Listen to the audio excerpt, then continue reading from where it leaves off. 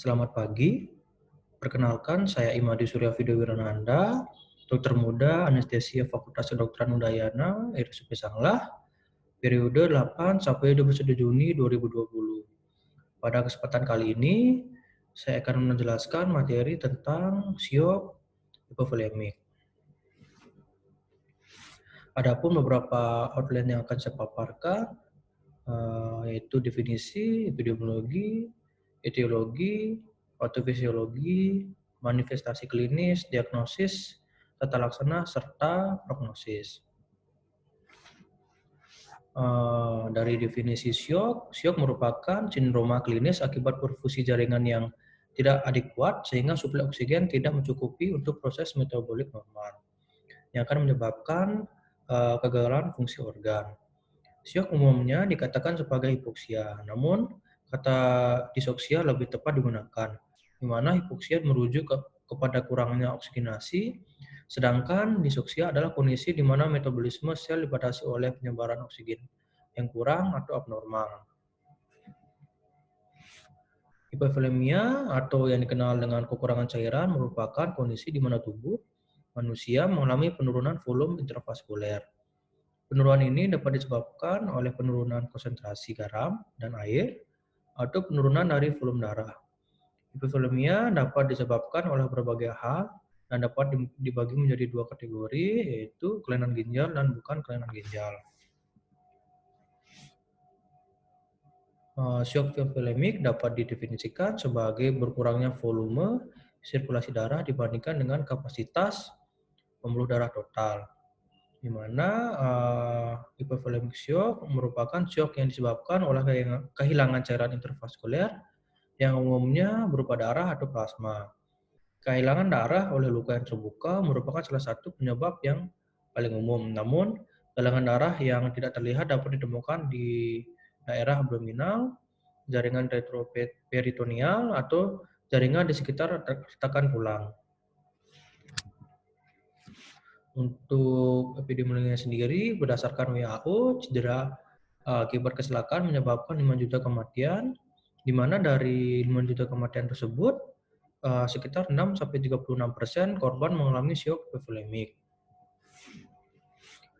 Untuk syok hipovolemik merupakan syok yang terjadi akibat berkurangnya volume plasma di intravaskuler, di mana syok hipovolemik dapat terjadi akibat perdarahan hebat atau hemorragik, trauma yang menyebabkan perpindahan cairan ekstravasasi ke ruangan tubuh non-fungsional, dan dehidrasi berat oleh berbagai sebab seperti luka bakar dan diare berat.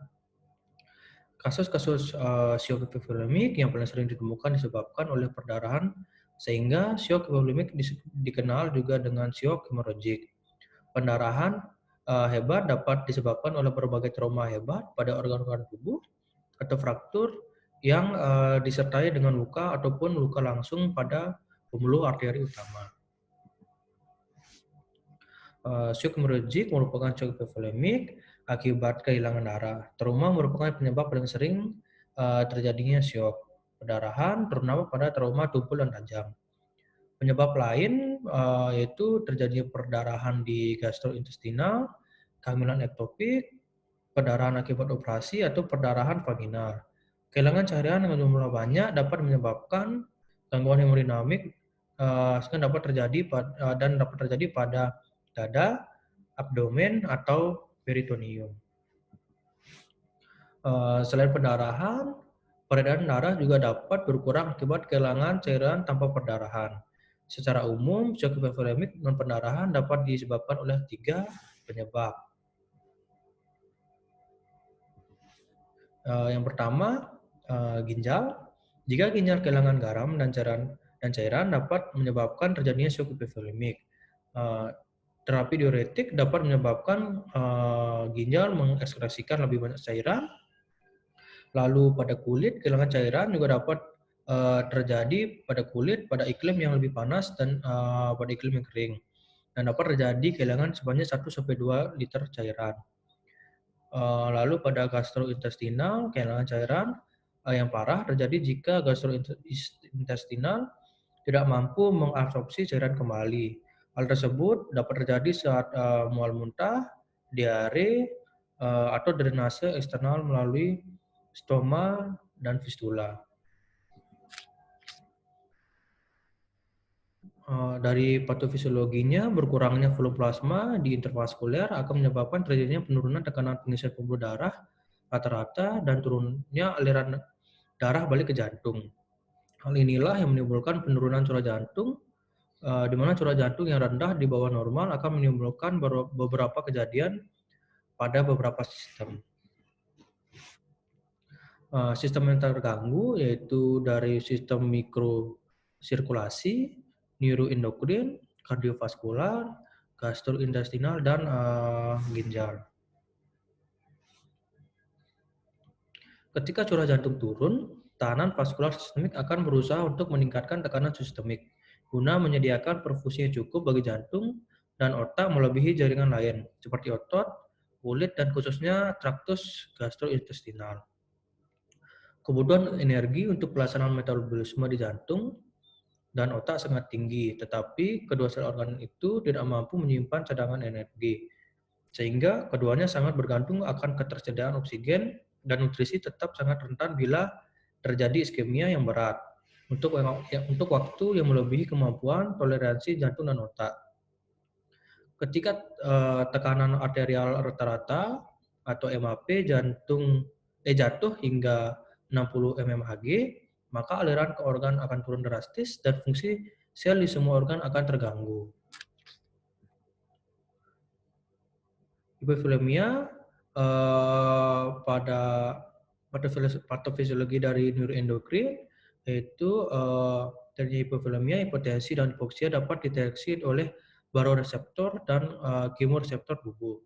Baroreseptor dan kemoreseptor pada tubuh ini berperan dalam respon autonom tubuh yang mengatur perfusi serta substrat lain.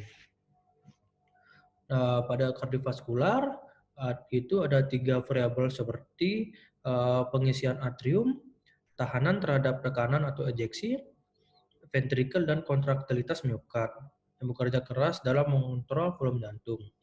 Curah jantung penentu utama dalam perfusi jaringan.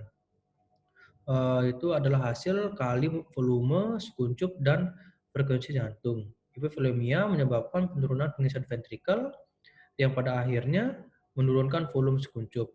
Suatu peningkatan frekuensi jantung sangat bermanfaat namun memiliki keterbatasan mekanisme kompensasi untuk mempertahankan curah jantung.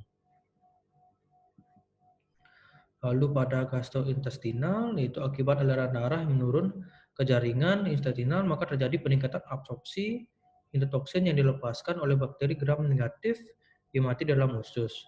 Hal ini memicu pembuluh darah serta peningkatan metabolisme dan bukan memperbaiki nutrisi sel dan menyebabkan depresi jantung.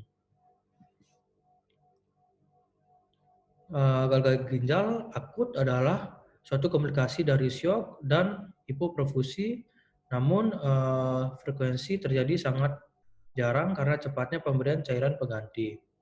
Yang banyak terjadi kini adalah nekrosis tubular akut akibat interaksi antara syok, sepsis, dan pemberian obat yang nefrotoksik seperti aminoglikosida dan media kontras angiografi. Secara fisiologi, ginjal mengatasi hipoperfusi dengan mempertahankan garam dan air. Pada saat aliran darah di ginjal berkurang, tahanan arteriol aferen meningkat untuk mengurangi laju filtrasi glomerulus yang bersama-sama dengan aldosteron dan vasopressin bertanggung jawab terhadap menurunnya produksi urin. Untuk manifestasi klinis sendiri, itu tanda dan gejala shock hipovolemik tidak akan muncul sampai seseorang mengalami kehilangan cairan tubuh atau darah hingga 10-20%. Apabila terjadi shock hipovolemi, tanda dan gejala yang akan muncul yaitu takikardi, tekanan darah yang turun,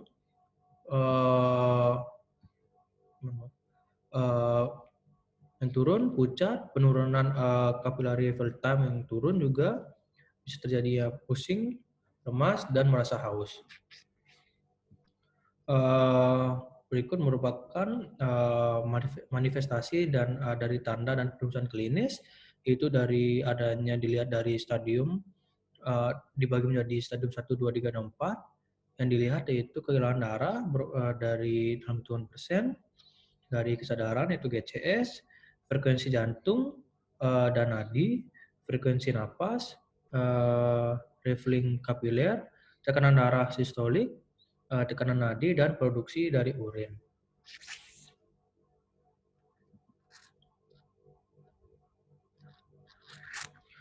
Selanjutnya untuk persentase darah hilang dari seluruh volume darah pada pasien itu akan menyebabkan gejala yang dimiliki oleh pasien, yaitu jika masih di bawah 50%, maka akan terjadi respon takikardi minim dengan perubahan tekanan darah umumnya tidak signifikan.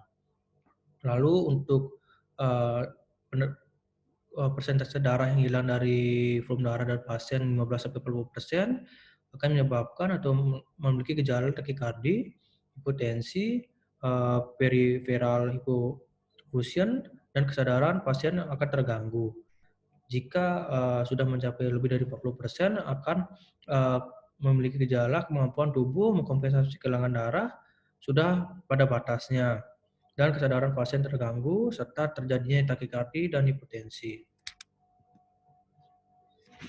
Untuk diagnosis dari shock epilepticus itu sendiri, dari subjektif dan pemeriksaan fisik yaitu adanya kulit yang dingin, basah dan pucat, terjadinya gangguan kesadaran, lalu adanya tekanan darah yang rendah, itu di bawah 90 mmHg, atau penurunan lebih dari 50 mmHg di bawah nilai baseline, lalu ada denyut nadi cepat dan lemah, dengan TEQ nadi kurang dari 20 mmHg, lalu didapatkannya tachypnea dengan suhu tubuh perifer yang menurun. Lalu pada pemeriksaan penunjang bisa dievaluasi dari kandungan hemoglobin yang turun itu kurang dari 6 gram per liter. Untuk tata laksananya yaitu meningkatkan pasokan oksigen, itu berikan O2 untuk atasi hipoksia jaringan, untuk memanipulasi O2 yang terlarut di plasma, walau nilainya kecil namun pada kondisi shock sangat bermanfaat. Lalu meningkatkan hantarannya dengan meningkatkan dan mengoptimalkan volume darah, lalu menghentikan pendarahan, kemudian terapi cairan atau transfus, lalu memacu kontraktilitas otot jantung, serta memanipulasi pembuluh darah dengan vasoaktif. Lalu bisa juga dengan terapi suportif yaitu koreksi asidosis dan gangguan keseimbangan elektrolit, dan bisa diberikan antibiotika untuk mencegah terjadinya sepsis. Berikut merupakan bagian dari tata laksana dari terjadinya kehilangan cairan atau shock hipovolemik.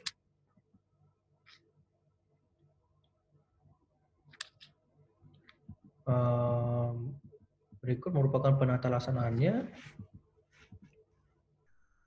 di mana yang pertama jangan berikat cairan apapun pada mulut penderita, lalu periksa dari airway, breathing dan sirkulasinya, lalu buat pasien merasa nyaman dan hangat untuk mencegah terjadi hipotermia, lalu identifikasi adanya cedera pada kepala, leher atau punggung, jika ada jangan memindahkan posisinya, lalu identifikasi pendarahan, jika ada, segera lakukan penekanan pada lokasi pendarahan dengan menggunakan kain atau handuk, di mana bertujuan untuk meminimalisir volume darah yang terbuang.